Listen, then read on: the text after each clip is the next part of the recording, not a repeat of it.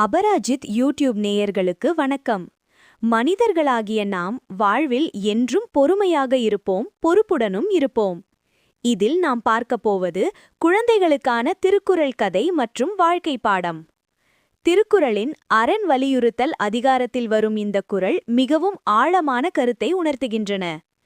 திருக்குறள் 39. அறத்தான் வருவதே இன்பம், மற்றெல்லாம் புறத்த புகழும் இல. பொருள்: அறநெறியில் நின்று நேர்மையான வழியில் வாழ்வதால் வரும் இன்பமே உண்மையான இன்பமாகும். தீய வழிகளில் வரும் மற்ற இன்பங்கள் அனைத்தும் உண்மையான இன்பங்கள் அல்ல, அவை புகழையும் தராது. இதன் சிறுகதை: உண்மையான செல்வம். ஒரு நகரத்தில் மாணிக்கம் மற்றும் கதிர் என்ற இரு நண்பர்கள் இருந்தனர்.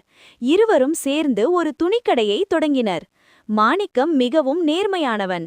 தரமான துணிகளை நியாயமான விலைக்கு விற்க வேண்டும், அதுவே நமக்கு மனநிறைவை தரும் என்பான். ஆனால் கதிர் பேராசை கொண்டவன். அவன் துணிகளில் கலப்படம் செய்தும் விலையை அதிகமாக சொல்லியும் வாடிக்கையாளர்களை ஏமாற்றினான். சில காலத்திலேயே கதிர் நிறைய பணம் சேர்த்தான். பெரிய கார், பங்களா என ஆடம்பரமாக வாழ்ந்தான். மாணிக்கமோ நிதானமாக தன் நேர்மையால் கிடைத்த லாபத்தில் ஒரு சிறிய வீட்டை வாங்கினான். கதிர் மாணிக்கத்தை பார்த்து, "பார்த்தாயா, உன் நேர்மை உனக்கு எதை தந்தது?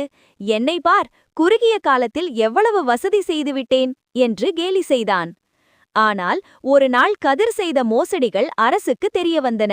அவனது கடை சீல் வைக்கப்பட்டது. மக்கள் அவனை ஏமாற்றுக்காரன் என்று தூற்றினர்.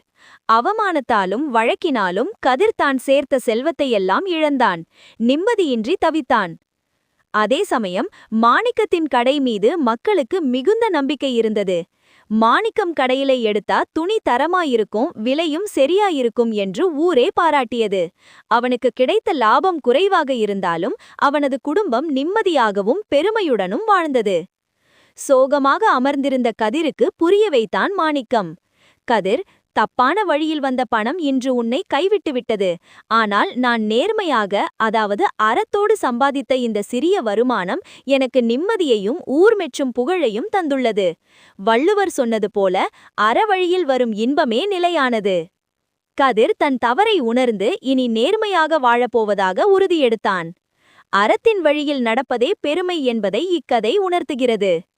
மேலும் இதுபோல் மற்றொரு திருக்குறள் கதைகளுடன் மீண்டும் இந்த சேனல் வழியாக நாம் சந்திப்போம். எனவே இந்த சேனலை சப்ஸ்கிரைப் செய்யவும் மற்றவர்களுக்கும் பகிரவும். நன்றி, வணக்கம்.